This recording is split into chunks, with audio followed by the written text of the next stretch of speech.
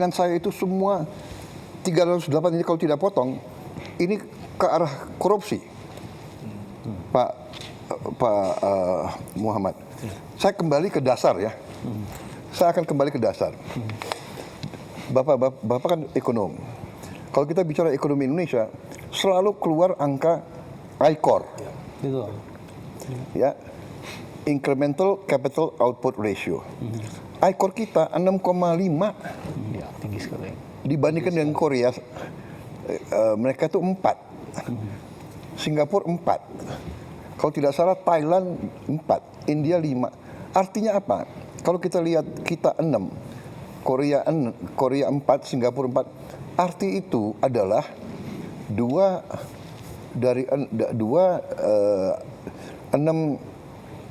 per 6 kan 2/3. Ya. Jadi kita ini kalau angka itu artinya kita 30% lebih tidak efisien dari Thailand, Malaysia, Filipina apalagi, Vietnam apalagi. Vietnam 3,6, Filipina, saya mau tanya. 2 kali lipat tidak Ya, efisien. saya mau tanya ya, Pak Muhammad. Kita bedanya apa sama orang Filipina? Kita rasnya apa? Apa kita lebih bodoh? Kita lebih tidak efisien. Kalau saya pakai ini sebagai dasar, artinya saya datang mendekati APBN kita yang 3.700 triliun, which is 230 miliar dolar. Pertama saya sudah lihat, ini 30% dari 230 itu 75 miliar dolar. Tidak efisien ini. Dan saya sudah buktikan dengan efisiensi saya bisa menghemat di awal 308 triliun. Itu sama dengan 18 miliar dolar. Masih banyak yang bisa kita hemat, Pak Muhammad. Banyak sekali bisa kita hemat. Coba, masa kita ada biaya seremonial? Tiap kementerian, tiap badan di seluruh eselon Indonesia itu ada biaya untuk ulang tahun. Saya bilang sudahlah, seremoni hanya di ruangan, potong tumpeng, ya kan? Biaya percetakan dan souvenir kita potong 75%. Pembelian alat tulis kantor kita potong 90%. Tiap kantor selalu beli alat tulis, beli buku, komputer hampir tiap tahun. Sewa gedung, peralatan, rapat seminar sejenis. Sudah ada kantor kementerian, semua pejabat maunya rapat di luar daerah. Luar kota. Betul. Di luar kota. Ada yang mau di Bali, ada yang mau kajian-kajian. Saya analisa saya bilang masalahnya sudah jelas kok, masalah kemiskinan, kesenjangan, lapangan kerja. Iya kan? Jembatan anak itu teriak, Pak Prabowo. Tiap hari kami basah. The problem is there. Jadi saya lihat dengan penghematan yang pasti ke korupsi. Nah, ini di awal, di akhir tahun pertama pemerintahan saya, Menteri Keuangan melapor, Pak, kita masih ada sisa sekian ratus triliun juga. Itu contoh. Ya, jadi menurut saya, kalau kita hadapi krisis, ya semua upaya kita pelajari, ya kan? Pertama, kita harus turunkan konsumsi. Ya, kita bisa turunkan konsumsi. Saya lihat negara-negara lain, umpamanya lagi mikir hari kerja jadi 4, dari 5 jadi 4. Ya, Filipina, Pakistan sudah. Ya. Kemudian work from home, bekerja dari rumah. Waktu COVID kita lakukan, cukup berhasil. Betul. Ya, saya kira kita bisa lakukan itu juga. Mungkin 75% karyawan dan pegawai bisa kerja dari rumah. Sekarang ada Vicon, ada banyak teknologi. 30 tahun yang lalu nggak ada, itu satu. Kita juga bisa, sebagai contoh tadi ya, work from home, kita juga bisa umpamanya satu mobil nggak boleh ditumpangi satu orang. Di negara-negara lain juga satu mobil minimal 4 orang, ya kan? So banyak cara. Jadi maaf ya, ada yang dramatisasi penghematan itu. Enggak, kita tidak kurangi biaya pendidikan apapun, kita tidak kurangi. Kita tidak kurangi biaya operasional, kita tidak. Justru maaf ya, kita buka-bukaan aja. Saya berani, jangan nantang-nantang pemerintah pusat, ya kan? Banyak biaya yang harusnya dilaksanakan oleh kabupaten dan provinsi tidak dilaksanakan. Contoh tadi jembatan desa, rakyat harus teriak, presiden harus turun tangan. Padahal Maaf, desa. ada dana desa. Kemana dananya di bupati? Kemana gubernur? Tapi oke lah, saya ambil alih tanggung jawab. Ya, jadi kita ini harus terbuka, kita harus fair.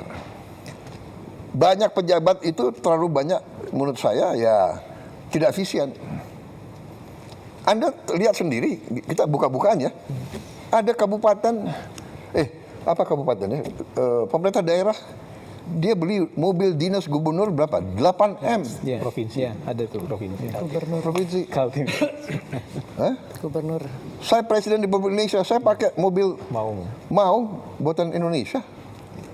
Iya kan? Harganya 700 juta itu. Mungkin karena ini presiden ya, ada apa namanya? Anti peluru, mungkin harganya 1M. Tapi tidak 8M. Coba kita selidiki semua. Iya. Efisiensi, habis itu kunjungan kerja. Sudahlah, itu yang kita minta, kesadaran, rasa tanggung jawab, ya kan? Bupati, kerja untuk rakyatmu. Gubernur, kerja untuk rakyatmu, ya kan? Itu yang kita minta. Jadi krisis ini ya kita akan sesuaikan. Dan dengan ini ya krisis ini memang kita harus waspada, tapi kita banyak langkah yang kita lakukan, dan kebetulan juga ya kita berada dalam posisi yang agak lebih baik dari negara lain. Satu, kita sudah kontrak ya, untuk tahun ini kan kita sudah punya kontrak-kontrak, dan sebagian kontrak-kontrak itu justru bukan dari daerah situ, kita dari Afrika, kita juga dari Amerika gitu. Ya, harga itu kita ambil rata-rata 1 tahun. Ya. Tapi benar, kalau perang ini berjalan lama dan harga di atas 100, kita harus benar-benar lakukan langkah-langkah. Tapi ini juga akan mempercepat strategi kita. Dari awal strategi saya, swasembada pangan, swasembada energi, swasembada air. Air kita cukup, alhamdulillah. Banyak negara di Teluk itu Air aja nggak ada. Ya. air aja nggak ada.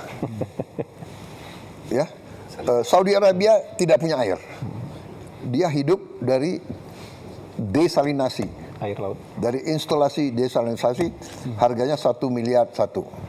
Dia punya nggak tahu 7, 8, 10 saya tidak tahu. Tapi kalau musuh dia, lawan dia Ngebom. menghancurkan itu 7, 8, dia very bad trouble. Bahrain, Qatar, UAE sama juga. Tidak ada air. Even Iran air susah. Kita tinggal air kita manage. Kadang-kadang kelebihan air. Iya kan? Karena kita tidak mau kita sebetulnya ya sudah ribuan tahun tahu kok kalau hujan pasti banjir. Iya. Tapi kita ya kan, ini kita harus bangun sekarang ya. Kita harus waspada, kita semua eselon. Alam yang begitu baik dari Yang Maha Kuasa, jangan kita santai everything. Kita harus bangun. We have to be tough. Jadi ini wake up call. Tapi ini akselerasi. Jadi saya berniat, saya sudah kasih keputusan politik dalam waktu yang sesingkat-singkatnya, paling lambat 2 tahun kalau bisa, kita harus punya tenaga surya 100 gigawatt. 100 gigawatt. Ya. Nah, kita sekarang sudah bisa produksi sekitar, kalau tidak salah ya, 11 gigawatt dari dalam negeri saat ini. Kita masih punya pembangkit listrik tenaga diesel sebesar 13 gigawatt. Jadi ini harus kita tutup. Tidak boleh lagi ada listrik dari diesel, terlalu mahal. Jadi kita, saya kira dalam waktu dekat 13 gigawatt bisa kita adakan. Jadi very soon kita tidak akan pakai diesel, solar untuk listrik. Itu penghematan kita pertama. Tapi the whole plan is semua motor kita akan kita konversi menjadi motor listrik. Semua mobil, semua truk, semua traktor harus tenaga listrik. Jadi nanti orang kaya yang punya Lamborghini, Ferrari, silakan lo pakai bensin, lo bayar aja harga dunia. Mau $200, ya kan? Terus lo orang kaya kok. Yang lain kita sudah bikin simulasi. Ternyata si yang naik motor, kalau dia pakai listrik, pengeluarannya tinggal 20%, 1/5. Jadi ini, this is our game changer. Ini game changer. Cina, Tiongkok, dia sudah punya 800 gigawatt. Dia the most advanced in tenaga surya. Untuk solar panel. Besar-besar. Saya pernah ingat, saya nggak tahu ya, 10 tahun atau berapa tahun yang lalu saya di Beijing, siang-siang kuning. Kalau nggak salah sebelum Olimpiade itu. Smognya kuning siang hari. Kita nggak berani keluar. Ya, sekarang Clean. clean. Jadi dia very advanced. Dia punya hydro, kita punya hydro. Hydro lebih mahal dan lebih lama. Kita punya geothermal juga agak lebih lama. Kita punya kita bisa mini hydro agak lumayan, mini hydro. Tapi kita punya, kalau tenaga surya itu bisa cepat, dan yang kita punya keunggulan, maaf, saya diejek kan, ini presiden sawit. Ya, saya bangga, saya jadi presiden negara yang penghasil kelapa sawit terbesar. Dari kelapa sawit kita bisa menghasilkan solar. Bensin juga bisa. Dari kelapa sawit bisa bensin juga. Aftur juga bisa. Aftur dari kelapa sawit. Jadi we are in a better position than many countries. Tapi benar, 1 tahun ini kita harus benar-benar waspada. Ya, mau tidak mau kita harus semua merasakan, kita kurangi konsumsi.